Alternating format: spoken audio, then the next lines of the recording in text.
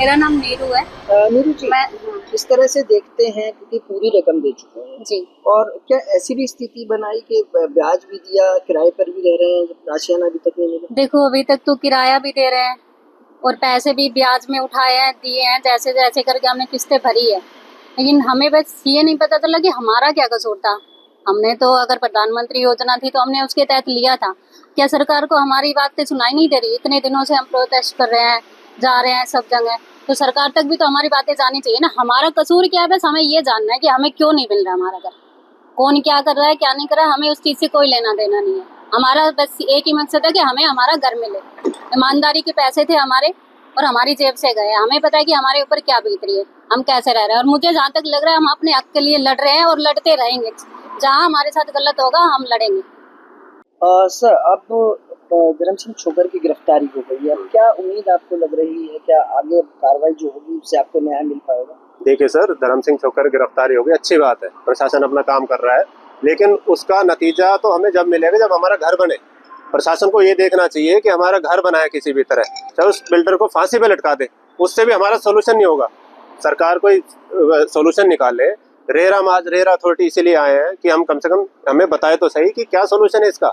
हमने total 1497 buyers हैं sector 68 के प्रोजेक्ट में, और हमने टोटल 100% पैसा 3 साल पहले दे चुके हैं पूरा, और 8% सरकार को जीएसटी भी दी हुई है। आश्वासन पर आश्वासन मिल रहे हैं लगातार। हम सीएम साहब से भी चंडीगढ़ में जाकर मिले, वहां से भी उन्होंने कहा कि रेरा मामले को देख रहा है। रेरा में जाते हैं तो कह रहे हैं कि हमने सरकार को फाइल भेजी हुई है, तो हम तो बस एक तरह से फुटबॉल बना रखा है हमारा। सर, न्याय की उम्मीद तो क्या कहें। मैं चंडीगढ़ भी, पहली बात तो मैं बताऊं अपना, मैं विकलांग हूँ, मेरी मिसेज भी विकलांग है, और मैं दुकान करता था परचून की। वो परचून की दुकान कोविड में बेच के ने उसको, मतलब क्योंकि पैसे बैंक वाले दे नहीं रहे थे, तो मैंने कोविड की दुकान में जो सामान था वो सारा बेच दिया।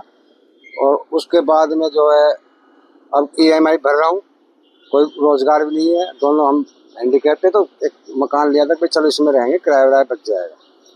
मैं चंडीगढ़ भी हो आया, CM साहब से मिल लिए, प्रधानमंत्री के वहाँ पे लेटर भी भिजवा दिए, DC साहब के यहाँ इच्छा मृत्यु का भी वो डाल दिया मैंने, लेकिन कुछ नहीं हो रहा जी।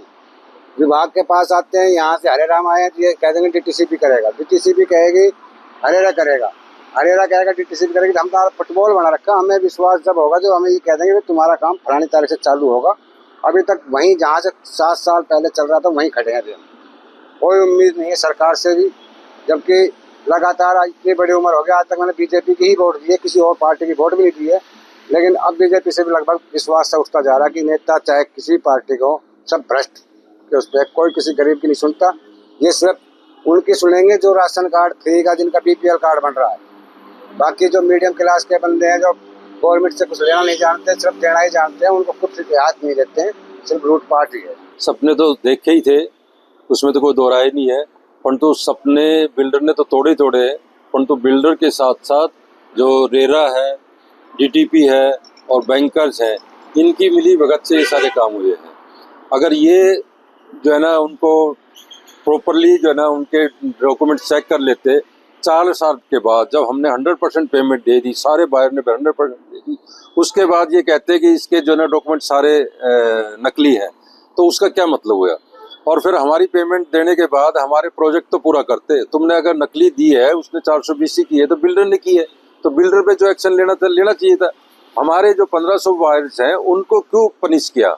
हमारा तो यही सरकार से, DTP से और रेरा के चेयरमैन से और इन सरकार से यही गुजारिश है कि हमारे प्रोजेक्ट पूरा जल्दी से जल्दी करके दिया जाए और हम अपने घर में जाके बस